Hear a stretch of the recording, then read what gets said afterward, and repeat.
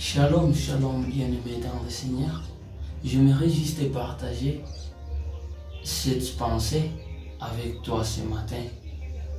Partout où tu es, partout où tu me suis. Prenons la lecture dans le livre d'Ésaïe, chapitre 55.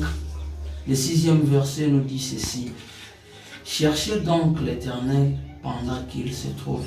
Invoque-le tandis qu'il est prêt.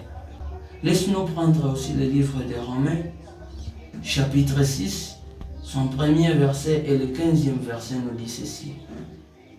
Que dire maintenant?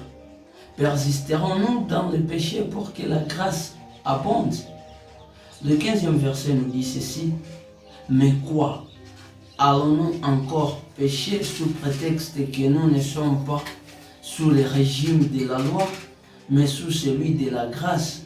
Loin de là. Bien aimé, la question que j'ai aujourd'hui, c'est la question que Paul vient de poser aux Romains. Pourrons-nous vraiment vivre dans l'abondance du péché, car il y a toujours la grâce qui est là avec nous? Notre nouvelle aujourd'hui, c'est former sur la grâce. La grâce est la chose sur laquelle les gens ont perdu leur vie. Les gens ont perdu leur vie spirituelle à cause de la malinterprétation de la grâce. Mais j'ai trouvé une chose sur la grâce. La chose que j'ai trouvée du tout sur la grâce, c'est ce que l'on a dit. On a fait notre lecture dans Ésaïe 55, 6e verset. Ésaïe nous demande de chercher l'Éternel pendant qu'il se trouve. Et c'est là que j'ai fini par définir la grâce ainsi. La grâce, elle est le fait de se laisser trouver de Dieu, comme le dit Ésaïe. Autrement dit, la grâce est la disponibilité de Dieu chez les humains. Dieu sera disponible. Dieu sera visible. Dieu se laisse trouver, c'est ça la grâce. Et Paul nous demande, est-ce que vraiment si Dieu se laisse trouver, si Dieu a jugé bon de se rendre visible, disponible pour nous, demeurions-nous vraiment dans le péché, car il est toujours là. Sans oublier une chose, c'est que Dieu a accepté de sacrifier son Fils unique, son Fils bien-aimé, pour que nous ayons cette grâce aussi d'être appelés fils. Et ceci est devenu un grand problème pour les chrétiens. Ceci est devenu un grand problème pour les enfants de Dieu. La grâce n'est pas venue nous rendre orgueilleux. La grâce n'est pas venue changer la bonne personne que nous avons pour que nous soyons des pécheurs. Et contrairement, la grâce est venue nous exhorter et nous appeler encore une fois de vivre une vie sainte. La grâce est venue nous interpeller encore une fois de chercher l'Éternel. Mais pas de vivre dans le péché. La grâce n'est pas venue nous rendre une vie facile. Mais la grâce est venue nous rendre une vie difficile dans ce monde. La grâce est venue nous exhorter de laisser les choses qu'on voyait spéciales, les choses auxquelles on comptait beaucoup, et commencer à compter sur Christ. C'est là que j'aimerais te dire, frère, que la grâce ne te rende pas orgueilleux. Qu'elle ne te donne pas l'orgueil. Car si Ésaïe dit que Dieu se fait trouver pendant qu'il se trouve, il y aura le temps où Dieu ne se trouvera point. Alors imagine-toi si tu demeures dans le péché, si tu continues tes mauvaises habitudes, et qu'un jour Dieu ne se trouve plus, que sera-t-il ta fin? Où sera-t-il aussi dans les derniers jours? C'est ça le temps. C'est ça le temps, mon frère. C'est ça le temps, ma sœur. Bien-aimé, toi qui es en train de me suivre, il est temps de bien savoir gérer la grâce. Comme Dieu continue à se mettre là à ta disponibilité, sois aussi disponible pour lui.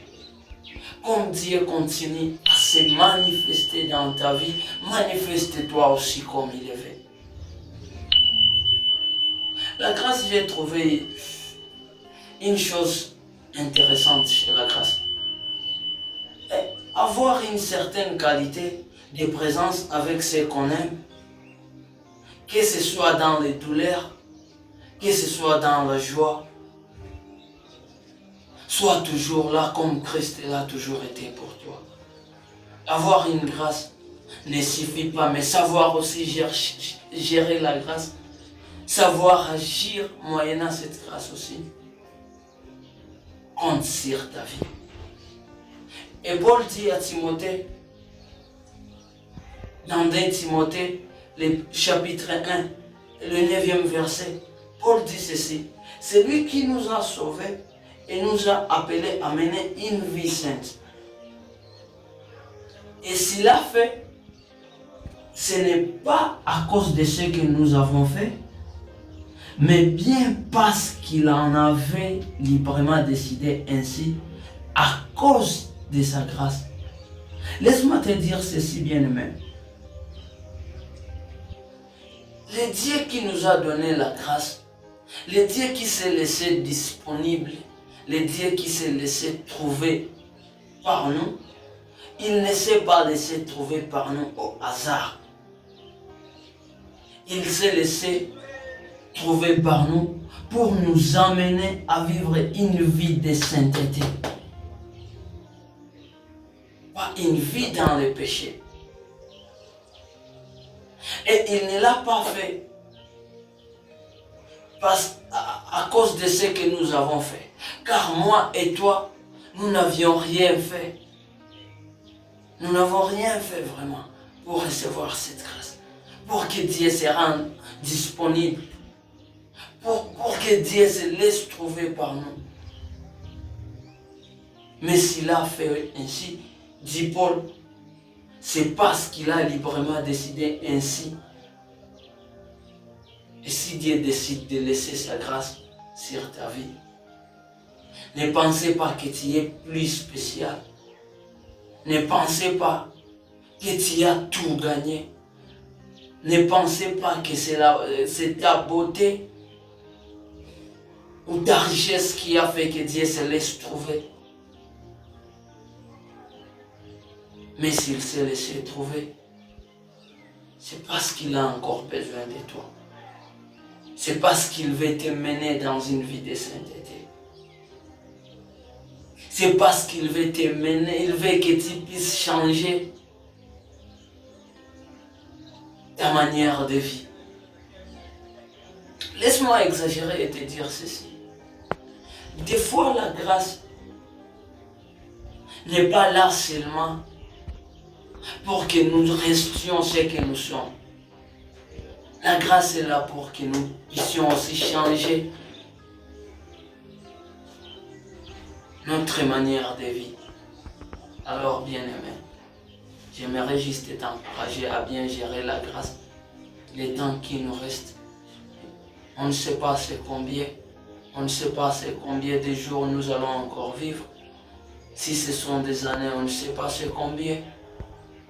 Mais dans les temps qui nous restent, comme nous exhorte Paul, cherchons toujours à vivre une vie sainte. Cherchons à vivre la volonté de Dieu dans sa grâce. Et ses bénédictions, sa grandeur sera avec nous chaque jour de notre vie. Sois béni au nom puissant de Jésus-Christ.